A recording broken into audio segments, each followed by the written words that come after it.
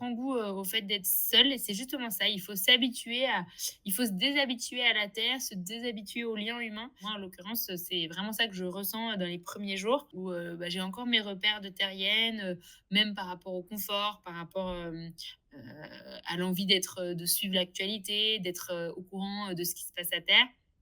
Et plus j'avance dans la course, moins c'est important pour moi. C'est en fait assez salvateur parce que du coup, la vie en mer devient beaucoup, beaucoup plus simple. C'est pas forcément facile sur un Vendée Globe parce qu'on a beaucoup de moyens de communication. On a en fait aujourd'hui avec, la communication satellite, c'est assez facile d'être en lien avec la Terre.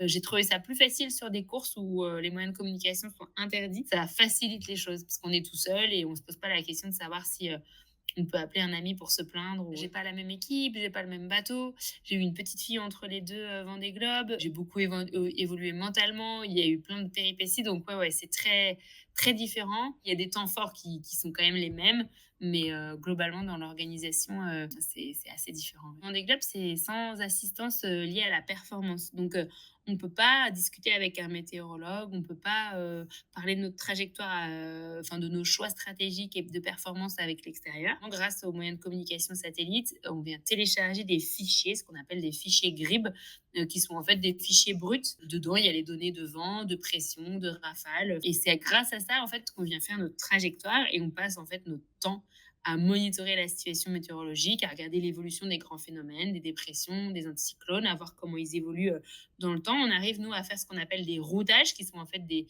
stratégies météo. On les fait jusqu'à une quinzaine de jours, mais à 15 jours, c'est assez peu fiable. Donc, on sait que ça va évoluer. Et puis, à 48 heures, jusqu'à 3, 4, 5 jours, on arrive à avoir quand même des trajectoires assez fiables. Alors, la réalité est toujours assez différente de la théorie, donc on s'adapte en permanence. C'est vraiment un sport où il faut s'adapter, faire des compromis, gérer un peu l'imprévisible.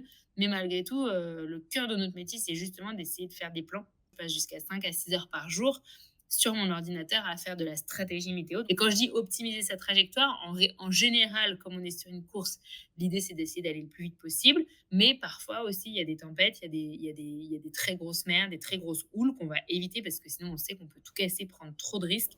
Et donc là, la stratégie, ça peut carrément essayer de faire un grand détour ou de ralentir pour laisser passer un phénomène météo. C'est pas du tout comme une vie terrienne où il est midi, on va manger, enfin, où notre vie est comment dire, ponctuée de choses assez habituelles, de rituels assez habituels. En mer, c'est vraiment le vent qui décide et la mer qui décide. Pour la prépa physique et mentale, ça fait partie de notre quotidien. En fait, en tant que marin, en tant que coureur au large, on a un quotidien qui est assez varié. On fait beaucoup de choses différentes. Il y a beaucoup de moments, d'organisation de planning, de logistique, de rendez-vous médias, d'organisation un peu business des projets avec les sponsors, beaucoup de moments techniques aussi, parce que les bateaux ça reste un sport mécanique où les bateaux ont vraiment besoin d'être pris en main et beaucoup de moments de ce qu'on appelle de chantier où le bateau est hors de l'eau. Donc en fait, on n'est pas comme d'autres sportifs où on passe notre vie sur l'eau à naviguer, comme enfin, voilà, un cycliste, il sort son vélo et il va rouler. Quoi. Nous, c'est un peu plus compliqué que ça en bateau. Il y a pas mal de paramètres qui doivent être alignés. Et donc, il y a une grosse prépa physique qu'on fait à terre parce qu'on n'est pas tout le temps justement sur notre bateau en train de faire ce qu'on fait comme sport normalement. Et ça, c'est quelque chose qui revient de façon régulière. Et il y a aussi notamment le sujet de la prépa mentale, parce que c'est un sport éminemment exigeant du point de vue mental, notamment parce qu'on passe 3 mois tout seul en mer sur un bateau assez dur et dans des contrées assez lointaines, assez reculées. Et ça, la prépa mentale, bah, chaque skipper fait ça différemment. Moi, j'en avais fait assez peu avant mon précédent Vendée Globe. J'avais fait un peu de sophrologie, mais de façon assez courte. Et là, j'en ai fait beaucoup plus avec des phases différentes. Il y a eu une phase où j'ai refait un peu de sophrologie, j'ai fait pas mal de cours d'auto-hypnose, j'ai fait aussi pas mal d'hypnose, j'ai fait pas mal de prépa mentale, plus au sens auquel on l'entend habituellement, avec un coach voilà, qui me suivait sur un côté un peu plus psychologique. Et en fait, le concept, c'est que le cerveau a tout autant besoin de s'entraîner que le corps. Et la voile en particulier, c'est un sport d'expérience. Donc, plus on passe de temps sur l'eau, plus on multiplie les moments en mer, meilleur on est mentalement. A priori, enfin, je crois.